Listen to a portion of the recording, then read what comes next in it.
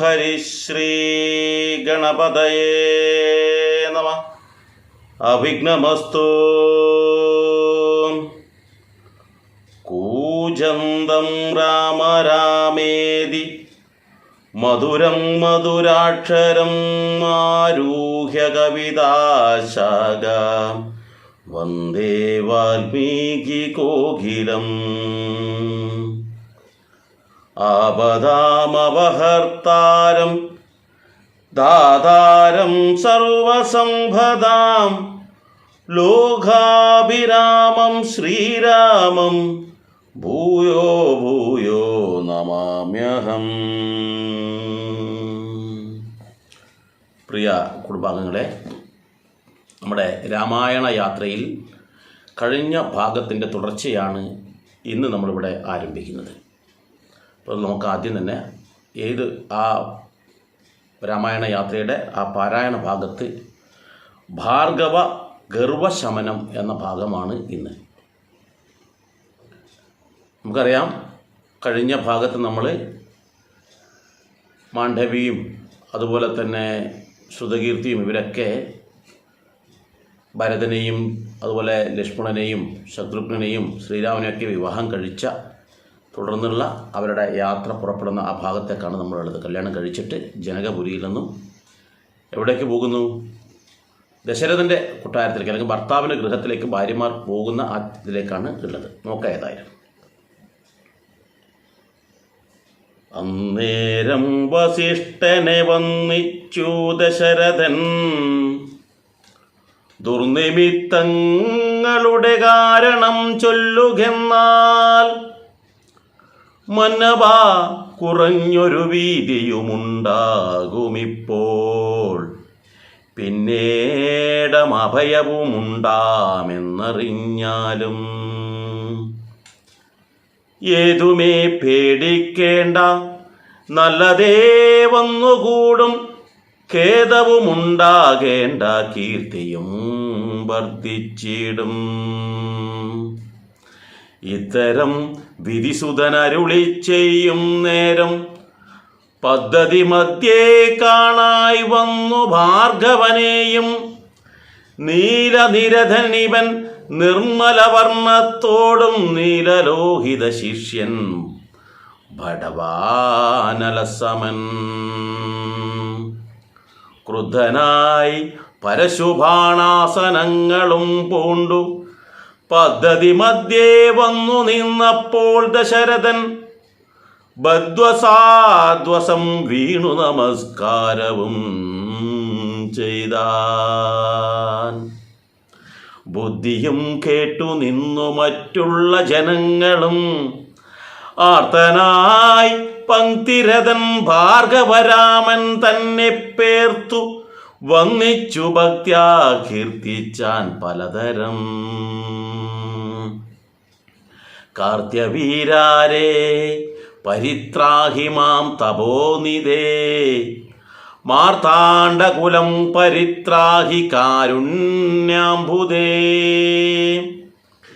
ക്ഷത്രിയാന്തകാ പരിത്രാഹി മാം ജമദഗ്നിപുത്ര, മാം പരിത്രാഹി രേണുകാത്മജാ വിഭോ, പരശുബാണേ പരിപാലയാ കുലം മമ, പരമേശ്വര പ്രിയ പരിപാലയ നിത്യം. പാർത്ഥിവ സമുദായ രക്തതീർത്ഥത്തിൽ കുളിച്ചാസ്തയാം പിതൃഗണതർപ്പണം ചെയ്ത നാദാ, കാത്തുകൊള്ളുക തപോവാരിതേ ഭൃഗുപദേ, കാൽ തളിരിണ തവ ശരണം മമ വിഭോ.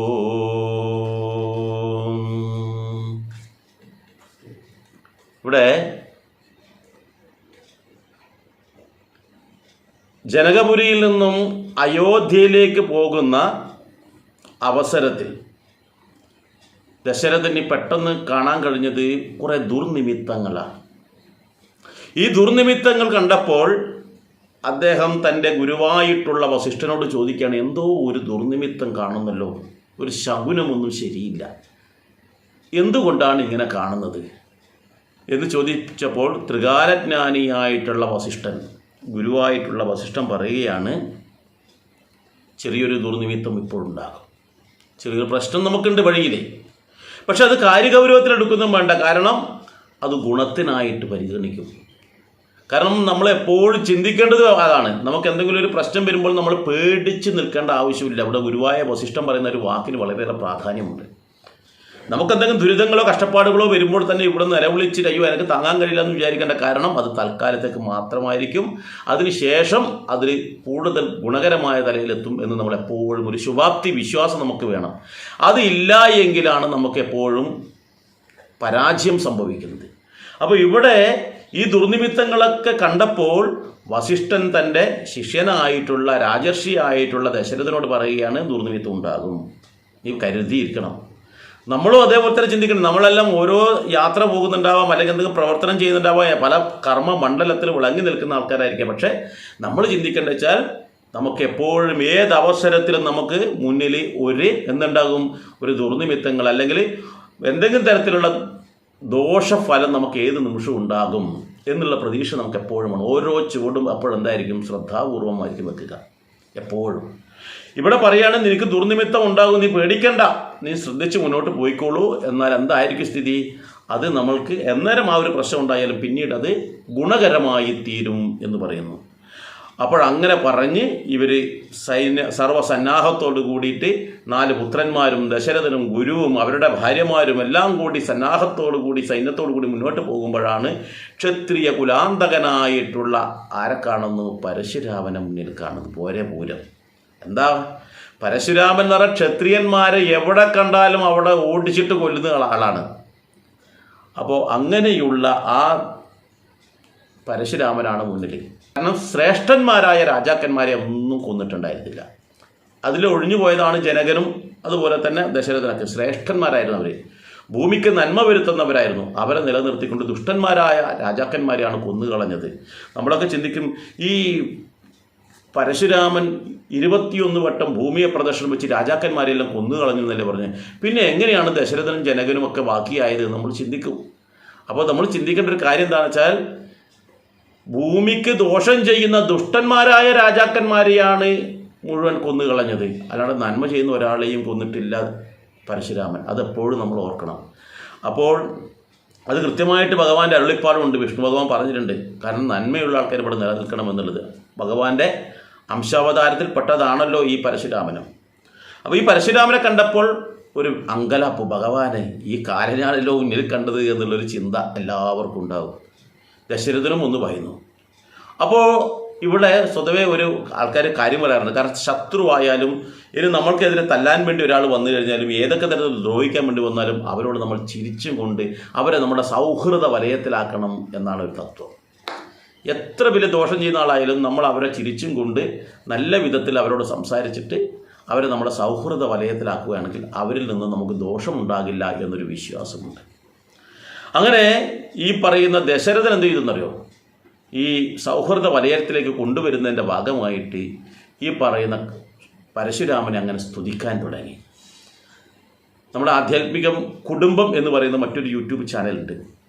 അതിൽ ശനിയുടെ ദോഷത്തെക്കുറിച്ച് അതിനെങ്ങനെ അതിജീവിക്കാം എന്നതിനെക്കുറിച്ചൊക്കെ ഞാനൊരു പ്രഭാഷണം ചെയ്തിട്ടുണ്ട്. അത് നിങ്ങൾക്ക് കേട്ട് കഴിഞ്ഞാൽ ഈ സ്തുതിക്കുന്നതിൻ്റെ ഗുണം നിങ്ങൾക്ക് മനസ്സിലാവും. അപ്പോൾ ഇവിടെ അത്തരത്തിൽ സ്തുതിച്ചപ്പോൾ പക്ഷേ ഇവിടെ പരശുരാമൻ കുലുങ്ങിയില്ല. എന്തുകൊണ്ടാണ്? ഇവിടെ കാർത്യവീരാരെ പരിത്രാഹി മാം തപോനിധേ മാർത്താണ്ഡകുലം പരിത്രാഹി കാരുണ്യാംബുധേ ക്ഷത്രിയാന്തക പരിത്രാഹി മാം ജമദഗ്നിപുത്ര മാം പരിത്രാഹി രേണുകാത്മജവിഭോ. പല തരത്തിൽ ഇങ്ങനെ സ്തുതിക്കുകയാണ്. രേണുകയുടെ പുത്രനായതുകൊണ്ടും ജമദഗ്നിയുടെ പുത്രനായതുകൊണ്ടും മാർത്താണ്ഡകുലം എന്നുവെച്ചാൽ മനുഷ്യകുലം മുഴുവൻ അങ്ങയോട് കടപ്പെട്ടിരിക്കുകയാണ്. കാരണം ഇവിടുത്തെ ദുഷ്ടന്മാരെയൊക്കെ ഇല്ലാതെയാക്കിയില്ലേ എന്നുള്ള വിധത്തിലൊക്കെ അങ്ങനെ സ്തുതിക്കുകയാണ്. പക്ഷേ ഇവിടെ ആ സ്തുതിയിൽ നമ്മുടെ പരശുരാമൻ വീണില്ല.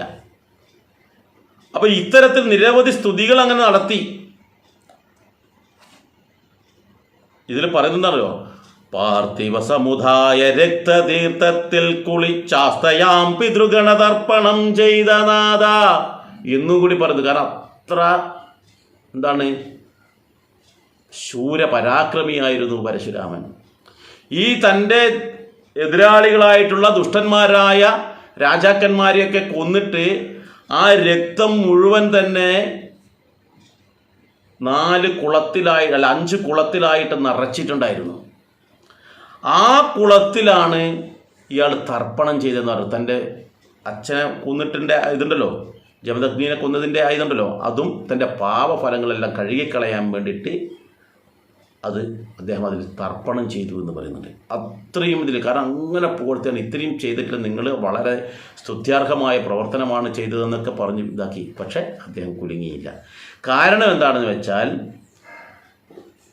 എനിക്ക് അല്ലെങ്കിൽ ഞാൻ ശത്രുവായിട്ട് കാണുന്ന ആരാണോ, അല്ലെങ്കിൽ അവരെയാണല്ലോ എന്നെ സ്തുതിക്കണം. ഞാനിപ്പോൾ എൻ്റെ ഒരു ശത്രുവുണ്ട് തിരികട്ടെ. ആ ശത്രുവിൻ്റെ അരികിലേക്ക് ഞാൻ പോകുമ്പോൾ ആ ശത്രുവിൻ്റെ അയൽവാസിയോ അല്ലെങ്കിൽ ആ ശത്രുവിൻ്റെ മകനോ ആ ശത്രുവിൻ്റെ അച്ഛനോ വന്നിട്ട് സഹായം ചോദിച്ചിട്ട് കാര്യമുണ്ടോ? ആ ശത്രു തന്നെ എൻ്റെ മുമ്പിൽ വന്നിട്ട് എന്നെ സ്തുതിച്ചാലല്ലേ എനിക്ക് ഒരു വിഷമം തീരുക. അല്ലെങ്കിൽ നമ്മളോട് ഒരാൾക്ക് ശത്രുതയുണ്ട്, നമ്മളോട് ഒരാൾക്ക് ശത്രുതയുണ്ടെങ്കിൽ നമ്മൾ അവരോട് പോയിട്ട് അവരെ സ്തുതിക്കുമ്പോൾ നമ്മളെക്കാൾ ശക്തിമാനാണ്, നമുക്ക് പരാജയപ്പെടുത്താൻ പറ്റില്ല എന്നൊക്കെയാണെങ്കിൽ നമ്മൾ അവരെ സ്തുതിക്കുകയാണെങ്കിൽ അവർക്ക് നമ്മുടെ ഒരു പ്രീതി ഉണ്ടാവും. അതിന് പകരം നമ്മൾ വലിയ ഗർവത്തോടു കൂടി നിന്നു, അല്ലെങ്കിൽ നമ്മൾ നല്ല തൻ്റെ അടുത്തോട് യാതൊരു ഭഗവേദമില്ല, ഇങ്ങനെ ഒരാൾ വന്നു ശരി കണ്ടു അത്ര തന്നെ. അങ്ങനെ നിൽക്കുന്ന അവസരത്തിൽ എൻ്റെ മകനോ എൻ്റെ അച്ഛനോ പോയിട്ട് അയ്യോ ഒന്നും ചെയ്യല്ലേ, നിങ്ങൾ വലിയ ആളാണ് അങ്ങനെ എങ്ങനെയാണെന്ന് പറഞ്ഞൊന്നും കാര്യമുണ്ടോ? ആ വ്യക്തി ഇവിടെ വെച്ചാൽ ശ്രീരാമനോടാണ് ഒരു വൈര്യമെന്ന് തോന്നുന്നു. നമുക്ക് ആ ഭാഗം വായിക്കുമ്പോൾ മനസ്സിലാവും. അപ്പോൾ ശ്രീരാമൻ സ്തുതിക്കേണ്ടതിന് പകരം ഇവിടെ ഇദ്ദേഹം സ്തുതിച്ചതുകൊണ്ട് കാര്യമില്ല എന്ന ഭാവത്തിലാണ് ആര് നിൽക്കുന്നത്? പരശുരാമൻ. ഏതായാലും ആ അവസരത്തിൽ എന്താണ് നടക്കുന്നത് എന്ന് കൂടി നമുക്ക് നോക്കാം. അന്നേരം നമുക്ക് ക്ലിയർ ആവുമല്ലോ ആ ഭാഗത്തിൻ്റെ ഇത്.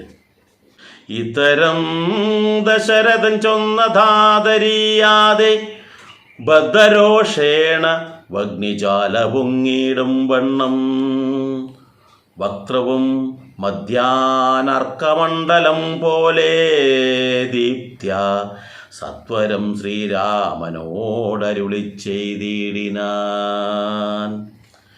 ഞാനൊഴിഞ്ഞുണ്ടോ രാമനീ ത്രിഭുവനത്തിങ്കൽ മാനവനായ ഭവാ ക്ഷത്രിയനെന്നാകിലോ നില്ലു അരലക്ഷണമെന്നോട് യുദ്ധം ചെയ്യുവാൻ വില്ലിങ്കൽ നിനക്കേറ്റം വല്ലഭമുണ്ടല്ലോ കേൾ. നീയല്ലോ ഫലാൽ ശൈവചാപം ഖണ്ഡിച്ചതെൻ്റെ കയ്യിലുണ്ടൊരു ചാപം വൈഷ്ണവം മഹാസാരം. ക്ഷത്രിയ കുലചാതനാകിൽ നീ ഇതുകൊണ്ടു സത്വരം പ്രയോഗിക്കിൽ നിന്നോട് യുദ്ധം ചെയ്വൻ. അല്ലായിൽ കൂട്ടത്തോടെ സംഹരിച്ചിടുന്നതുണ്ടില്ല സന്ദേഹമെനിക്കെന്നതു ധരിച്ചാലും. ക്ഷത്രിയ കുലാന്തകൻ ഞാനെന്നതറിഞ്ഞില്ലേ ശത്രുത്വം നമ്മിൽ പണ്ടേയുണ്ടെന്നതോർക്ക നീ. രേണുകാത്മജനേവം പറഞ്ഞോരനന്തരം ക്ഷോണിയും പാരമൊന്നു വിറച്ചു ഗിരികളും അന്ധകാരം കൊണ്ടൊക്കെ മറഞ്ഞു ദിക്കുകളും സിന്ധുവാരിയുമൊന്നു കലങ്ങി മറഞ്ഞിതു.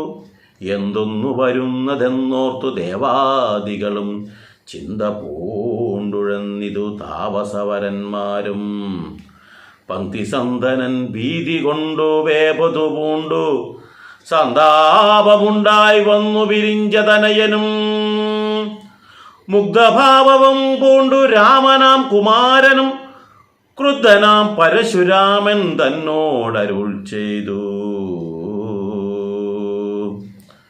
ചൊല്ലഴും മഹാനുഭാവന്മാരാം പ്രൗഢാത്മാക്കൾ വല്ലാതെ ബാലന്മാരോടിങ്ങനെ തുടങ്ങിയാൽ ആശ്രയം അവർക്കെന്തെന്നുള്ളതു തപോനിതേ. സ്വാശ്രമകുലധർമ്മമെങ്ങനെ പാലിക്കുന്നു നിന്തിരുവടി തിരുവുള്ളത്തിലേറുന്നതിനന്തരമുണ്ടോ പിന്നെ വരുന്നു നിരൂപിച്ചാൽ. അന്ധനായിരിപ്പൊരു ബാലകനുണ്ടോ ഗുണബന്ധനം ഭവിക്കുന്നു സന്തതം ചിന്തിച്ചാലും. ക്ഷത്രിയ കുലത്തിങ്കൽ ഉത്ഭവിക്കയും ചെയ്തേൻ ശസ്ത്രാസ്ത്രപ്രയോഗ സാമർഥ്യമില്ലല്ലോ താനും. ശത്രുമിത്രോദാസീന ഭേദഭുമെനിക്കില്ല ശത്രു സംഹാരം ചെയ്യുവാൻ ശക്തിയുമില്ലയല്ലോ. അന്ധകാന്തകൻ പോലും ലംഘിച്ചിടുന്നതല്ല നിന്തിരുവടിയുടെ ചിന്തിതമതുമൂലം.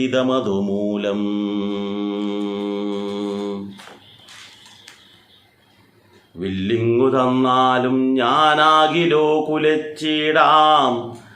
അല്ലെങ്കിൽ തിരുവുള്ള കേടുണ്ടാക വേണ്ട.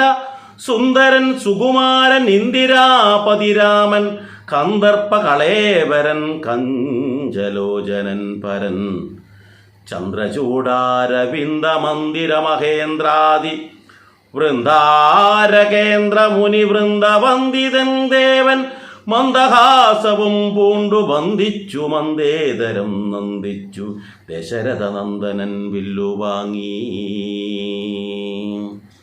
ഇവിടെ പറയുന്നത് ദശരഥൻ്റെ ഈ വാക്കുകൾ കേട്ടപ്പോൾ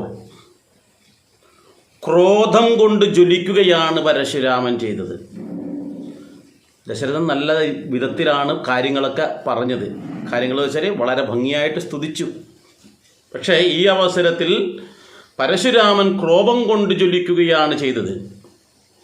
എന്താ പറയുന്നറിയാം, നട്ടുച്ചയ്ക്ക് സൂര്യൻ എങ്ങനെയാണോ ചുട്ടുപഴുത്ത് നിൽക്കുന്നതായിട്ട് നമുക്ക് തോന്നുന്നത് അതുപോലെയാണ് ചുറ്റുമുള്ള എല്ലാവർക്കും തോന്നിയത് എന്നർത്ഥം. അവിടെയുള്ള ഓരോ ആൾക്കാർക്ക് ഇങ്ങനെ പേടിച്ച് വിറക്കുകയാണ്. ദശരഥനടക്കം പേടിച്ച് വിറക്കുകയാണുള്ളത്. എന്നിട്ടോ അവിടെ ഈ ശ്രീരാമചന്ദ്രനോടും ദശരഥനോടും എല്ലാവരും കേൾക്കത്തക്ക വിധത്തിൽ ശ്രീരാമനോട് ഈ പരശുരാമൻ ചോദിക്കുകയാണ്, ഈ 3 ലോകത്തിലും രാമനായിട്ട് ഞാനല്ലാതെ മറ്റാരാണുള്ളത്? ഇന്നത്തെ പോലെ ഒരുപാട് രാമന്മാരൊന്നും ഇല്ല കേട്ടോ. ഇവിടെ രാമനെന്ന് ഉദ്ദേശിക്കുന്നത് ശ്രേഷ്ഠൻ ആയിട്ടുള്ള വ്യക്തിത്വം, അല്ലെങ്കിൽ എല്ലാത്തിൻ്റെയും അധിപനായിട്ടുള്ളതാണ് രാമൻ. അപ്പോൾ ഈ 3 ലോകത്തിലും ഞാനല്ലാതെ മറ്റാരെങ്കിലും ഉണ്ടോ ഇത്രയും എല്ലാ ലെവലിലും ശ്രേഷ്ഠനായിട്ടുള്ളത് എന്ന അർത്ഥത്തിലാണ് സംസാരിക്കുന്നത്. അപ്പോൾ ഞാൻ ഒഴിഞ്ഞുണ്ടോ രാമൻ ഈ ത്രിഭുവനത്തിങ്കൽ മാനവനായ ഭവാൻ ക്ഷത്രിയനെന്നാകിലോ? നീ ക്ഷത്രിയനാണല്ലോ. അപ്പോൾ നീ ക്ഷത്രിയനാണെങ്കിൽ നീ എന്ത് വേണമെന്നറിയോ? നീ എൻ്റെ ഒരു കാര്യം ഓർമ്മ വേണം. കാരണം ഞാൻ ആരാ? ക്ഷത്രിയ നാശകനാണ്. കാരണം ക്ഷത്രിയന്മാരുടെ അന്തകനായിട്ട് അറിയപ്പെടുന്ന ആളാണ് പരശുരാമൻ. അപ്പോൾ ആ ഞാനാണ് നിൻ്റെ മുന്നിലുള്ളത്. അപ്പോൾ നീ എന്നെക്കാളും വലിയൊരു രാമൻ എന്ന വിധത്തിലാണ് നീ നടക്കുന്നത്. അതുകൊണ്ട് നീ ഒരു നിമിഷം എന്നോട് യുദ്ധം ചെയ്യാൻ തയ്യാറാകണം എന്നാണ് പറയുന്നത്. ഈ 3 ലോകത്തിലും ഞാനാണ് കേമനായിട്ടുള്ളത് എന്ന് സ്വയം ഇങ്ങനെ പ്രശംസിക്കുന്നുണ്ട് ഇവിടെ ഭാർഗവരാമൻ. അതിൻ്റെ പിന്നിലുള്ള തത്വം പിന്നീട് നമുക്കിത് വായിച്ച് കഴിയുമ്പോൾ നമുക്ക് മനസ്സിലാക്കാൻ പറ്റും. അപ്പോൾ നീ വലിയ ക്ഷത്രിയനാണ്, മാത്രമല്ല നീ ശസ്ത്രപ്രയോഗത്തിൽ കേമനാണെന്ന് ഞാൻ കേട്ടിട്ടുണ്ട്. നീയാണല്ലോ ശൈവശാപം ഖണ്ഡിച്ചത്. അപ്പം സാധാരണക്കാർക്കൊന്നും ശൈവശാപം ഖണ്ഡിക്കാൻ കഴിയില്ല, അത് നീയാണ് ഖണ്ഡിച്ചത്. അതുകൊണ്ട് തന്നെ നമ്മൾക്ക് അല്പസമയം യുദ്ധം ചെയ്യാം. ആരാണ് കേമനെന്ന് നമുക്ക് മനസ്സിലാക്കാലോ എന്നാണ് പറയുന്നത്. ഈ കാര്യം കേട്ടപ്പോൾ തന്നെ അവിടെയുള്ള എല്ലാവരും ആകെ പേടിച്ച് ഇതായി. ഈ അവസരത്തിൽ പറഞ്ഞാൽ സിന്ധുവാരിയും ഇളകി എന്ന് പറഞ്ഞാൽ, സിന്ധുവാരി എന്ന് പറഞ്ഞാൽ സമുദ്രം ആകെ ഇളകി മറഞ്ഞു എന്നാണ് പറയുന്നത്. കാരണം വരുണൻ പോലും പേടിച്ചുപോയി. വസിഷ്ഠ മഹർഷി ആകെ വിഷമാവസ്ഥയിലായി. അവിടെ ഭരതനും ശത്രുഘ്നനും മറ്റു പലരുമുണ്ട്. അവരെല്ലാവരും ആകെ തളർന്നുപോയി. കാരണം ഇത് വന്നിരിക്കുന്ന ചെറിയ കക്ഷിയല്ല, ദശരഥന് കൃത്യമായിട്ട് രാജ്യം. ദശരഥനും പേടിച്ച് വിറക്കുകയാണ് ചെയ്തത്. കാരണം പരശുരാമൻ ആരാണെന്ന് കൃത്യമായിട്ട് അറിയാം, ക്ഷത്രിയ നാശകനാണെന്ന് ഇവിടെ പറയുന്നു.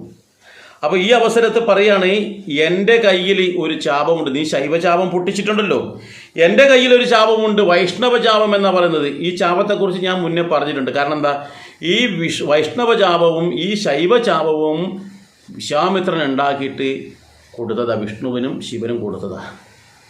അപ്പോൾ അത് അത്രയും ശ്രേഷ്ഠമായതാണ്. അവർ നിരവധി വർഷം ശിവനും വിഷ്ണുവും തമ്മിൽ യുദ്ധത്തിൽ പോലും ഇതാണ് പരസ്പരം യുദ്ധം ചെയ്യാൻ വേണ്ടിയിട്ട് ഉണ്ടായതായത്. അങ്ങനെ ശിവനാണ് വേറൊരാൾക്ക് കൊടുത്തു, വിഷ്ണു വേറൊരാൾക്കും കൊടുത്തു. ആ ശാപത്തിൽ ഒന്ന് ശ്രീരാമൻ പൊട്ടിക്കുകയും ചെയ്തു. ഇനി ഒരെണ്ണുണ്ട്, ഇത് എൻ്റെ കയ്യിലുണ്ട് വൈഷ്ണവ ശാപം, നീ ക്ഷത്രിയ കുലജാതനാണെങ്കിൽ നീ ഇതെടുത്തൊന്ന് പ്രയോഗിക്കും. കാരണം ക്ഷത്രിയൻ എന്ന് പറഞ്ഞാൽ അത്ര വീരന്മാരെന്നാണ് അർത്ഥം. അപ്പം നീ വലിയ വീരനാണെന്നാണല്ലോ പറയുന്നത്. അങ്ങനെ വീരനാണെങ്കിൽ നീ എന്ത് വേണം, ഈ വില്ലെടുത്ത് നീ ഒന്ന് പ്രയോഗിക്കണം. എന്നതിന് ശേഷം നീ പ്രയോഗിക്കുകയാണെങ്കിൽ നമുക്ക് അല്പസമയം നമുക്ക് യുദ്ധം ചെയ്യാം. നിനക്കറിയാലോ ക്ഷത്രിയന്മാരായിട്ട് ഞാൻ പണ്ടേ ശത്രുത്വത്തിലാണ്, അതുകൊണ്ട് പറഞ്ഞാൽ നീ ക്ഷത്രിയനാണ്, ഞാൻ നിൻ്റെ ശത്രുവാണ് എന്നുകൂടി ഇവിടെ പറയുകയാണ്. ഇവിടെ ഒരു കാര്യം എടുത്തു പറയുകയാണ് ഈ ഒരു ഭാഗത്ത്. ഞാൻ ക്ഷത്രിയനാണ് എന്ന് അദ്ദേഹം പറയുന്നുണ്ട്. അപ്പോൾ ഈ ക്ഷത്രിയനാവാൻ കാരണം എന്താണ്? ഇവിടെ ജന്മം കൊണ്ട് ഒരാളും ഒന്നും ആകുന്നില്ല. ഞാൻ ബ്രാഹ്മണ കുലത്തിൽ ജനിച്ചാലും ബ്രാഹ്മണരുടെ അച്ഛൻ്റെയും അമ്മയുടെയും ഇടയിൽ ജനിച്ചാലും ഞാൻ ബ്രാഹ്മണനാകണമെന്നില്ല, ഞാൻ ക്ഷത്രിയനാകണമെന്നില്ല. അച്ഛനും അമ്മയും ക്ഷത്രിയനായതുകൊണ്ട് മക്കൾ ക്ഷത്രിയനാവണമെന്നില്ല. മറിച്ച് അവരുടെ കർമ്മം കൊണ്ടാണ് അവർ ഏത് വിധത്തിലാകുന്നത് എന്ന് ഇവിടെ വ്യക്തമായിട്ട് പറയുന്നുണ്ട്. അപ്പോൾ ഈ ഒരു കാര്യം പറയാൻ കാരണം എന്താണെന്ന് വെച്ചാൽ നമ്മളൊക്കെ പറയുന്നത് അങ്ങനെയാണല്ലോ. ഇപ്പോൾ വാൽമീകി ആരാ? അദ്ദേഹം ശരിക്കും ഒരു വൈശ്യനായിരുന്നു എന്നാണ് പറയുന്നത്. അതിനു മുന്നേ ഒരു ബ്രാഹ്മണനായിരുന്നു എന്ന് പറയുന്നു. പിന്നീട് അദ്ദേഹം ആരായിരുന്നു? അയാൾ അക്രമകാരിയോ ഒക്കെ ആയി. പിന്നീട് വീണ്ടും അദ്ദേഹം ബ്രാഹ്മണനായി തീർന്നു. അതുപോലെ ദ്രോണാചാര്യരും കൃപാചാര്യരും ആരായിരുന്നു? ഒന്നാം തരം ബ്രാഹ്മണന്മാരായിരുന്നു. പക്ഷേ അവർ കർമ്മം കൊണ്ട് ക്ഷത്രിയന്മാരായി തീർന്നു. മഹാഭാരത യുദ്ധം ബ്രാഹ്മണന്മാരല്ല ക്ഷത്രിയന്മാരല്ല യുദ്ധം ചെയ്യുക. അപ്പം അതിൽ അവർ ഭാഗവാക്കായി അവർ ക്ഷത്രിയ ധർമ്മമാണ് അവർ പാലിച്ചത്.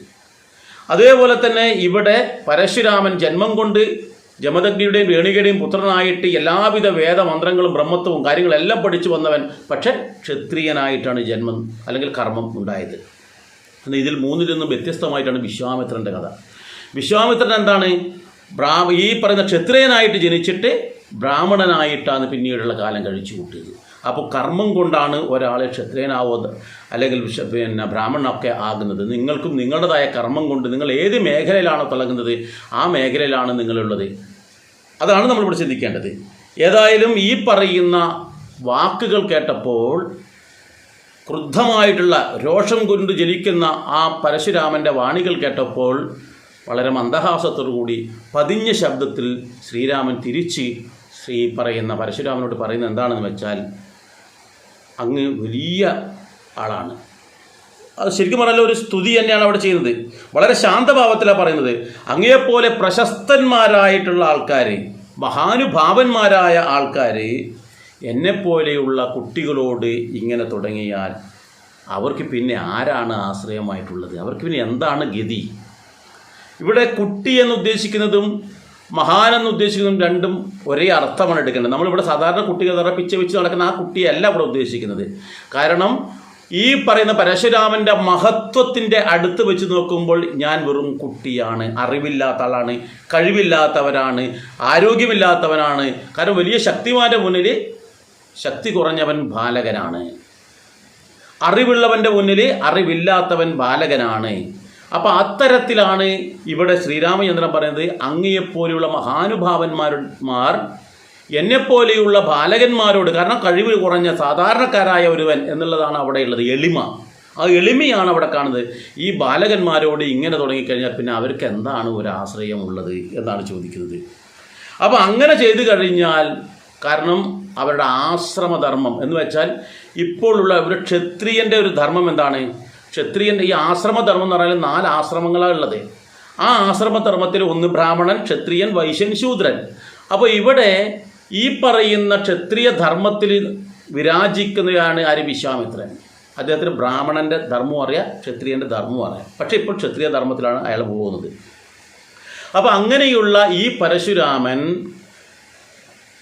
എല്ലാവർക്കും അധിപനായിട്ടുള്ള പരശുരാമൻ, ഇപ്പോൾ ഒരു രാജാവ് സാധുക്കളെ പീഡിപ്പിക്കുകയാണെങ്കിൽ അവൻ ആ ക്ഷത്രിയ ധർമ്മത്തിന് അധികാരിയല്ല, അവൻ ക്ഷത്രിയ ധർമ്മം ചെയ്യാൻ യോഗ്യനല്ല.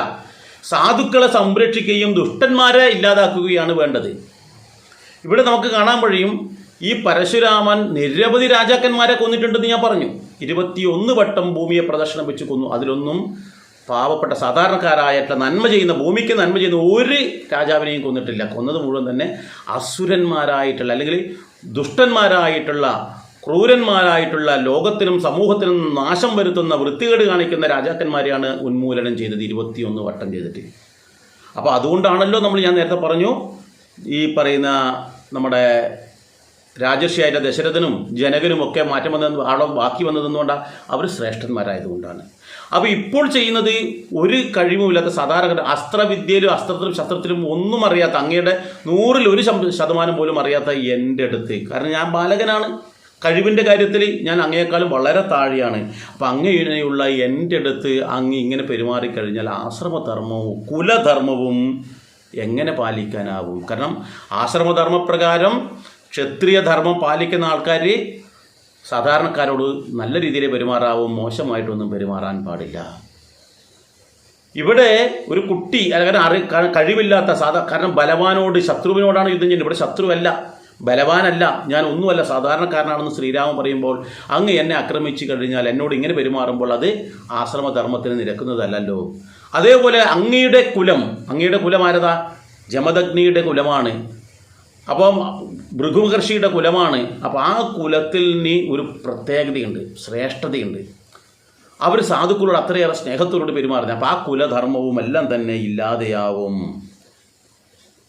അപ്പോൾ അതുകൊണ്ട് തന്നെ ഈ അങ്ങയുടെ പെരുമാറ്റം ഇങ്ങനെ പെരുമാറിക്കഴിഞ്ഞാൽ ഇന്നത്തെ ഈ ഒരു സാഹചര്യത്തിൽ അത് നമ്മുടെ മൊത്തമായിട്ടുള്ള ആ ഒരു സന്തുലനാവസ്ഥയ്ക്ക് ദോഷം ചെയ്യും എന്നാണ് പറയുന്നത്. എന്നിട്ട് പറയുകയാണെ, എനിക്ക് അസ്ത്രങ്ങളോ ശസ്ത്രങ്ങളോ ഒന്നും പ്രയോഗിക്കാൻ അങ്ങനെ വലിങ്ങനെ അറിയില്ല. അങ്ങ് പറയുന്നത് കേട്ടിട്ടുണ്ടാവും, പക്ഷേ എൻ്റെ അറിവിൽ എനിക്ക് അത്ര വലിയ അറിവും കഴിവൊന്നുമില്ല. ഇവിടെ ശ്രീരാമൻ്റെ എളിമയാണ് നോക്കേണ്ടത്. നമ്മളൊക്കെ അല്പം എന്തെങ്കിലും അറിയെങ്കിൽ ഞാൻ വലിയ കേവനാണെന്ന് പറഞ്ഞിട്ടാണ് നമ്മൾ നടക്കുന്നത്. നമ്മുടെ സ്വതവേ കുടുംബത്തിലെല്ലാവരും അല്പമുള്ള വലിയ പണക്കാരനെ പോലെ നടക്കുന്നു, വലിയ അറിവുള്ളവനെ പോലെ സംസാരിക്കുന്നു, വലിയ ശക്തിയുള്ളവനെ പോലെ പെരുമാറുന്നു. ഇതൊക്കെ നമ്മൾ കാണാറുണ്ടല്ലോ.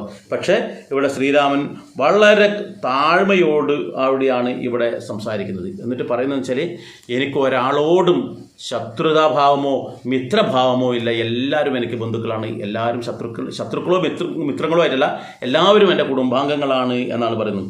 ശത്രുമിത്ര ഭേദം ഒന്നും എനിക്കില്ല എന്ന് പറയുന്നത്, എല്ലാവരും ഒരുപോലെയാണ് കാണുന്നത്. അപ്പോൾ അങ്ങനെയുള്ള എനിക്ക് ഒരിക്കലും ശത്രുക്കളില്ല. മാത്രമല്ല, എനിക്ക് ശത്രുനാശം വരുത്താനുള്ള കഴിവും എനിക്കില്ല. അങ്ങയുടെ ഇത്തരം ദൃഢമായ നിശ്ചയത്തെ ലംഘിക്കുവാനുള്ള കഴിവും എനിക്കില്ല. അങ്ങ് ആരാ സാക്ഷാൽ?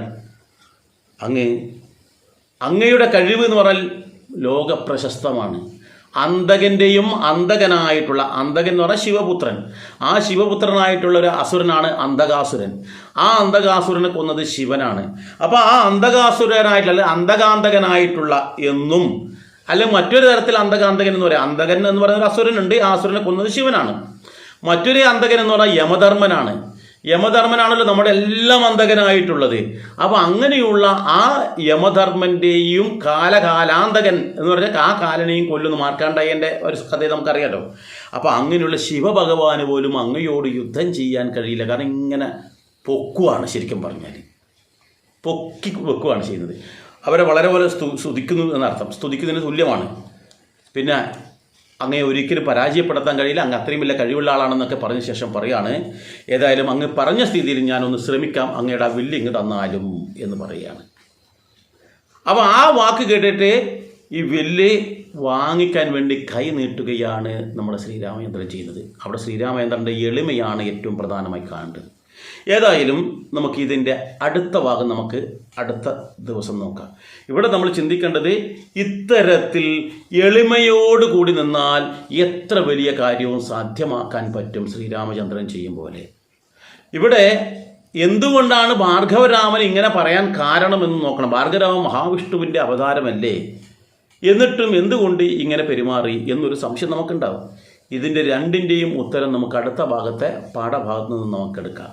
ഏതായാലും ഈ ഒരു ഭാഗം നമുക്കിവിടെ ശ്രീരാമചന്ദ്രൻ ആ വില്ലിന് വേണ്ടിയിട്ട് നമ്മുടെ ഈ പറയുന്ന പരശുരാമൻ്റെ നേർക്ക് കൈ നീട്ടുന്നിടത്ത് നമുക്ക് നിർത്താം. അടുത്ത ഭാഗം അടുത്ത ദിവസം നോക്കാം. എല്ലാവർക്കും നന്ദി, നമസ്കാരം.